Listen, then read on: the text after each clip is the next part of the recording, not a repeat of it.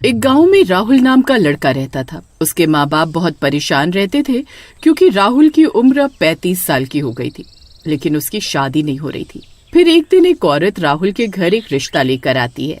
अरे बहन जी, मेरे पास आपके बेटे के लिए एक रिश्ता आया है। अरे वाह, ये तो बहुत खुशी की बात है। मेरे तो कान तरस गए थे ये खबर सुनने के लिए। लेकिन एक दिक्कत है। कैसी दिक्कत? लड़की की हाइट थोड़ी छोटी है। अगर आपको हाइट से कोई दिक्कत नहीं है तो मैं बात आगे बढ़ा सकती हूँ। नहीं नहीं, हमें लड़की के छोटे कद से कोई दिक्कत नहीं है। वैसे भी अब राहुल की उम्र 35 साल हो गई है। हम अब और देर नहीं कर सकते। तुम लड़की वालों से बात करो, मैं राहुल से बात कर लूंगी। फिर वो औरत वहाँ से चली जाती है। फिर कुछ देर बाद राहुल घर आता है। तब माँ उसे पूरी बात बताती है। ठीक है माँ, मुझे भी लड़की के छोटे कद से कोई दिक्कत नहीं है। ये तो बहुत अच्छी बात है। भगवान तेरा लाख लाख शुक्र है, तूने मेरी सुन ली। फिर अगले दिन राहुल और उसके घर वाले लड़की के घर उनसे मिलने जाते हैं। तब वो लड़की उनके लिए चाय लेकर आती है। उस लड़की का कद बहुत छोटा होता है। वो कद में राहुल से आधी थी, लेकिन फिर भी राहुल उसे पसंद कर लेता है। माँ, मुझे लड़की पसंद है, मैं शादी के लिए तैयार हूँ। लेकिन राहुल के माता पिता को वो लड़की बिल्कुल भी पसंद नहीं आती। अरे मर गए रे, संगीता ने तो कहा था कि कद थोड़ा छोटा है, लेकिन ये तो बौनी लड़की है। नहीं नहीं, मैं इसकी शादी अपने बेटे से नहीं होने दूंगी। लेकिन राहुल तो उस लड़की को पसंद कर लेता है और शादी के लिए हाँ कर देता है। इसलिए उसकी माँ कुछ बोल नहीं पाती और वो लोग अपने घर की ओर चल देते हैं। फिर घर पहुंचकर, देख बेटा राहुल, मैं ये शादी नहीं होने दूंगी। उस लड़की का कद तो बहुत छोटा है, वो तो एक बौनी लड़की है। तू भी शादी के लिए मना कर दे। नहीं माँ, उस लड़की का कद छोटा है तो उसमें उसकी क्या गलती है? ये तो भगवान की देन है। अब मैं पीछे नहीं हट सकता, मैं उसी लड़की से शादी करूँगा। राहुल की माँ उसे बहुत समझाती है, लेकिन वो अपनी माँ की एक नहीं सुनता। फिर एक दिन वो राहुल उस लड़की को फोन करता है। हेलो सीमा, कैसी हो तुम? मैं सोच रहा था क्यों ना हम शादी से पहले एक बार फिर से मिल लें, ताकि तुम भी मुझे और जान पाओ और मैं भी तुम्हारे साथ कुछ वक्त बिता लूं। ठीक है, मैं अपने माता पिता से बात करती हूँ। अगर वो हाँ कर देंगे तो मैं तुमसे मिलने जरूर आऊंगी। फिर अगले दिन सीमा और राहुल मिलते हैं। वो एक दूसरे के साथ मेले में घूमने जाते हैं। राहुल, मुझे लगता है कि मैं माँ को शायद पसंद नहीं आई। तुम मुझ पर तरस खाकर तो शादी नहीं कर रहे ना? अरे नहीं नहीं, ऐसी कोई बात नहीं है। मुझे पता है मेरे छोटे कद की वजह से तुम्हारी माँ मुझे पसंद नहीं करती। फिर मेले में कुछ लड़के सीमा के छोटे कद का मजाक उड़ाने लगते हैं। ये सुनकर सीमा रोने लगती है। फिर राहुल उन लड़कों को अनसुना करके सीमा को आगे ले जाता है। तभी वहाँ एक दीवार पर लिखा होता है, सिर्फ 1 महीने में कद बढ़वाएं, घर बैठे दवाई मंगवाएं। सीमा वहाँ नीचे लिखा हुआ नंबर याद कर लेती है और फिर घर पहुँचकर, मुझे कुछ न कुछ करना ही होगा, नहीं तो राहुल की माँ मेरी शादी नहीं होने देगी। फिर सीमा उस नंबर पर फोन करती है। हेलो, मुझे ये नंबर मेले में मिला था। मुझे कद बढ़ाने की दवा चाहिए थी, क्या आप भेज सकते हैं? फिर अगले ही दिन वो दवा सीमा के घर पहुंच जाती है और किसी को बिना कुछ बताए सीमा दवा लेना शुरू कर देती है और 2 दिनों में ही सीमा का कद कुछ बढ़ जाता है। अपना बढ़ा हुआ कद देखकर सीमा खुश हो जाती है। अब सीमा की शादी में 10 दिन का समय बचा था। अरे अब तो शादी में सिर्फ 10 दिन ही बचे हैं। इतनी जल्दी तो मेरा कद नहीं बढ़ पाएगा। एक काम करती हूँ, 1 गोली की जगह रोज 10 गोली लेना शुरू कर देती हूँ, उससे कद और तेजी से बढ़ जाएगा। फिर यही सोचकर सीमा रोज की 10 गोली खाना शुरू कर देती है और उसका कद धीरे धीरे बढ़ने लगता है और शादी के दिन तक उसका कद राहुल जितना हो जाता है। ये देखकर सब हैरान रह जाते हैं। अब राहुल की माँ भी बहुत खुश होती है, लेकिन किसी को ये एहसास नहीं था कि आगे क्या होने वाला है। फिर शादी की रात सीमा के बदन में बहुत दर्द होने लगता है। अब बहुत दर्द हो रहा है, मेरा पूरा शरीर टूट रहा है।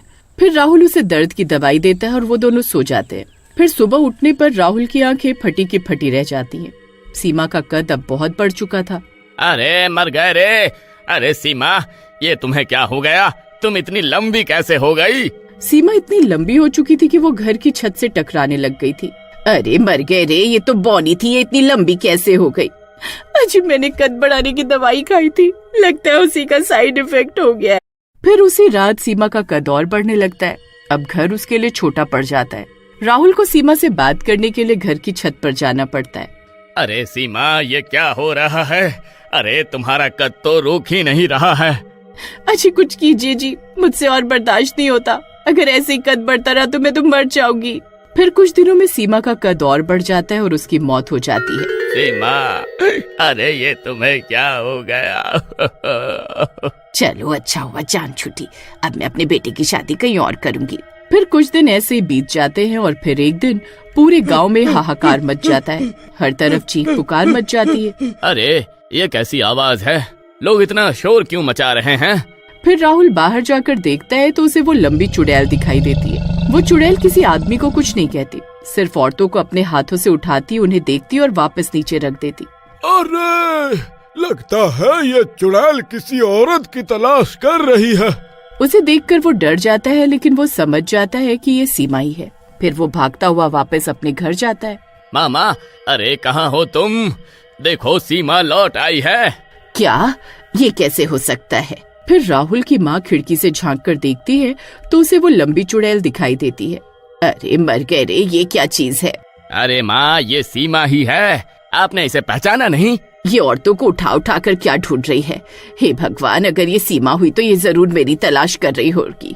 अरे बेटा, घर की सारी लाइट बंद कर दे, कहीं ये चुड़ैल मुझे देख ना ले। फिर वो चुड़ैल बहुत देर तक गांव में ढूंढ ढूंढ कर राहुल की माँ की तलाश करती है, लेकिन राहुल की माँ सोफे के पीछे छुपी रहती है और इसी तरह दिन निकल जाता है। हे भगवान, आज तो बच गए, लेकिन हो सकता है वो चुड़ैल कल रात फिर लौटे। मुझे कुछ न कुछ करना होगा। फिर वो एक तांत्रिक के पास जाती है और उसे पूरी बात बताती है। फिर वो तांत्रिक उसे एक ताबीज देता है और वो उसे अपने गले में डाल लेती है। अब जा, वो चुड़ैल तेरा बाल भी बांका नहीं कर पाएगी। फिर अगले दिन रात होते ही गांव में डरावनी डरावनी आवाजें आने लगती हैं। सब गांव वाले डर जाते हैं। अरे मर गए रे। अरे ये लंबी चुड़ैल तो फिर आ गई। कहीं ये मेरी बीवी को उठा कर ना ले जाए। वैसे इसमें बुराई क्या है? क्यों ना अपनी बीवी को इसके हवाले कर दूं? इसी बहाने मेरी जान छूट जाएगी।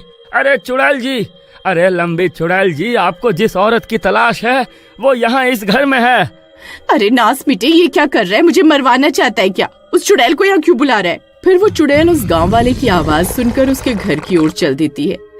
अरे मर गए रे, ये चुड़ैल तो इसी तरफ आ रही है, अब क्या करूं? तभी वो चुड़ैल दरवाजे से हाथ अंदर डालती है और उस औरत को उठा लेती है। अरे चुड़ैल जी, मुझे छोड़ दो। मैं जानती हूँ तुम सीमा हो। तुम्हारी सास तुम्हें पसंद नहीं करती थी, तुम उसी की तलाश में हो ना। अगर तुम अपने घर का पता भूल गई हो तो मैं तुम्हें वहां ले चलती हूँ। फिर वो औरत उस चुड़ैल को राहुल के घर की ओर ले जाती है और कुछ ही देर में राहुल के घर के बाहर पहुंच जाती है। फिर वो खिड़की से झांक कर देखती है तो उसे वहाँ राहुल की माँ दिखाई देती है। बुढ़िया, तो तू यहाँ चुप कर बैठी है, मैं कब से तेरी तलाश कर रही थी। फिर वो चुड़ैल दरवाजा तोड़ देती है और राहुल की माँ को उठा लेती है। ए बुढ़िया, मुझे तेरी तलाश थी, तेरी वजह से मेरी ये हालत हुई है। अरे मर गए रे, इसमें मेरा क्या कसूर है बेटी, मुझे छोड़ दे। तेरी वजह से मैंने कद बढ़ने की दवा खाई और मेरी ये हालत हो गई। अब मैं तुझे जिंदा नहीं छोड़ूंगी, मरने के लिए तैयार हो जा। तभी पीछे से राहुल भागता हुआ वहाँ पहुँच जाता है। उसे देखकर चुड़ैल शांत हो जाती है। सीमा, सीमा, ये तुम ही हो ना? मैंने तुम्हें पहचान लिया। हाँ राहुल, मैं सीमा ही हूँ। मैं तुम्हारी माँ से बदला लेने वापस आई हूँ। इसी की वजह से मैंने दवा खाई और मेरी जान चली गई।